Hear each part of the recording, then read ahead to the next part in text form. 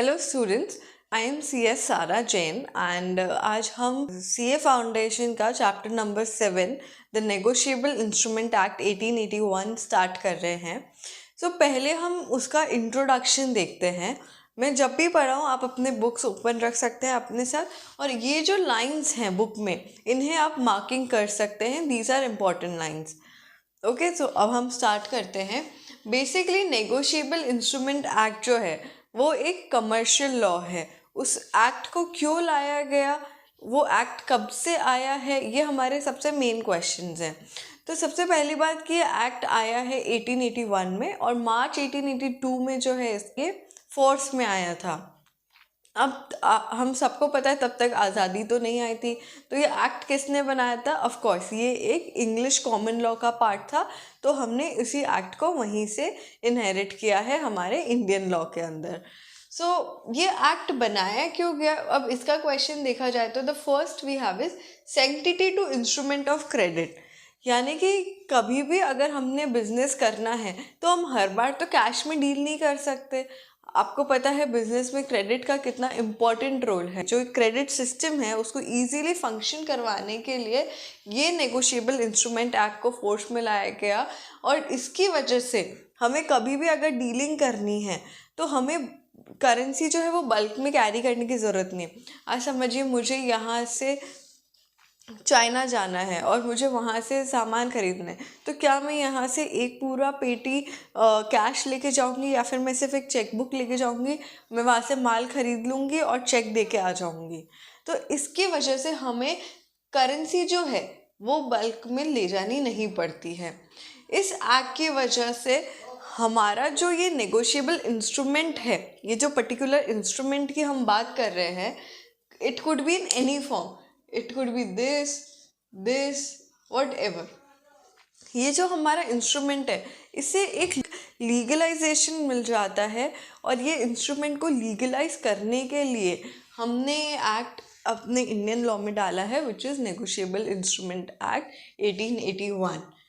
अब इस वजह से क्योंकि ये लीगलाइज हो जाता है इंस्ट्रूमेंट, तो कभी भी आपको गुड्स का नेगोशिएशन करना है, यानी कि आपको गुड्स खरीदने हैं, लेने हैं, बेचने हैं, वट एवर आपको जो भी करना है आप इस इंस्ट्रूमेंट के थ्रू उन गुड्स के साथ कर सकते हो।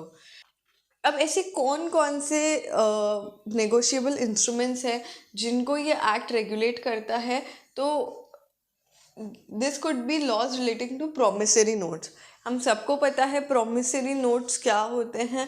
प्रोमिसरी नोट्स एक पर्टिकुलर इंस्ट्रूमेंट होता है जिसमें हम प्रॉमिस करके एक लिख के देते हैं, आई एक्सेप्ट टू पे 1000 टू यू।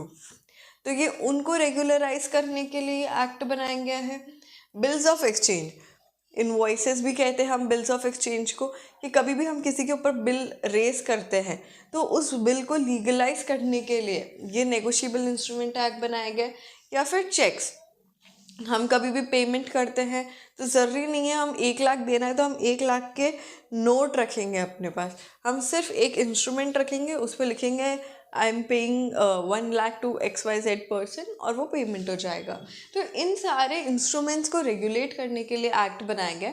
इसके अलावा कुछ ऐसे कस्टम मर्केंटाइल इंस्ट्रूमेंट्स हैं जो कि हिंदू लॉ में चलते आ रहे हैं, जैसे कि hundis, treasury bills, bearer debentures, railway receipts, delivery orders या बिल ऑफ लेडिंग। ये कुछ और इंस्ट्रूमेंट्स हैं जो कि एक कस्टम यानी कि एक normally area to area depend होने पे वहाँ पे इन इंस्ट्रूमेंट्स को यूज़ किया जाता है इंस्टीड ऑफ करेंसी की जगह इन इंस्ट्रूमेंट्स को उन जगहों पे यूज़ किया जाता है।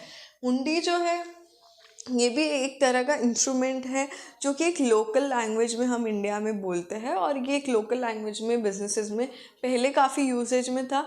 अब विद द टाइम चेक्स इसकी जगह इस रिप्लेस कर लिया गया है। तो इस तरह के जो इंस्ट्रूमेंट्स हैं इनको भी ये एक्ट जो है रेगुलराइज करेगा।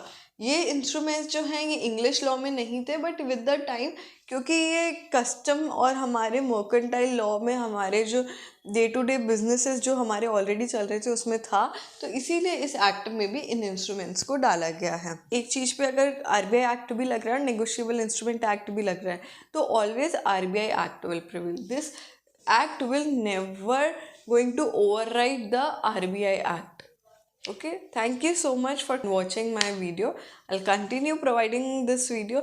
If you like the video, please comment, like, share, and subscribe. Thank you.